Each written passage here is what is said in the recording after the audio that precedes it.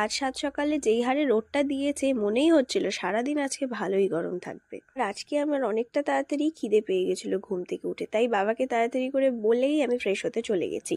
আর কিছুদিন ধরে এই চিলাটাই আমি খেয়ে যাচ্ছি।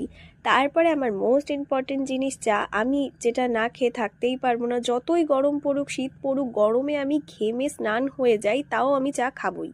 তারপরে ঘরের টুকটাক কাজ করে লাঞ্চ করে নিলাম। লাঞ্চ করার পরে বাবা দিয়েছিল ফল, সেটাও খেয়ে নিয়েছি। খেতে খেতেই ডেলিভারির কল চলে আসছে যে তোমার পার্সেল এসছে, এসো বাইরে। দেখছিলাম জিনিসটা ভালো এসছে কি আসেনি, তো আমার তো সবসময় মিশো আমাকে ধোকা দেয় না। তারপর তাড়াহুড়ো করে রেডি টেডি হয়েই বেরিয়ে পড়েছি। আজকে বান্ধবীর সাথে যাচ্ছি চা খেতে, গল্প করতে। আর শান্তভাবে বসে গল্প করার জন্য এই জায়গাটা আমার সবসময় বেস্ট লাগে, কারণ এখানে কোনো মানুষজন নেই আর মুখের দিকে তাকিয়ে হাঁ করে দেখার মতন কেউ থাকে না। আর দোকানে যেসব মানুষ থাকে সেসব মানুষ নিজেদের মতনই ব্যস্ত থাকে, তো আমাদের কোনো প্রবলেমও হয় না। গল্প করতে করতে অনেকটাই দেরি হয়ে গিয়েছিল বলে তাড়াতাড়ি করে বেরিয়ে পড়লাম। আবার আমার বান্ধবী বলল যে ও অন্য জায়গায় চা খাবে, তাই সেখানেও চলে গেছি। আমি গ্যাস হয়ে উল্টে মরে যাই, কিন্তু আমাকে যদি দুধ চা খাওয়ার জন্য কেউ অফার করে আমি কোনোদিনও না করি না, সেটা আমার বান্ধবী ভালোভাবেই জানে। তারপর চা খেয়ে বাড়ি। স্টে টিউন, পরের ব্লগে দেখা হচ্ছে, বাই।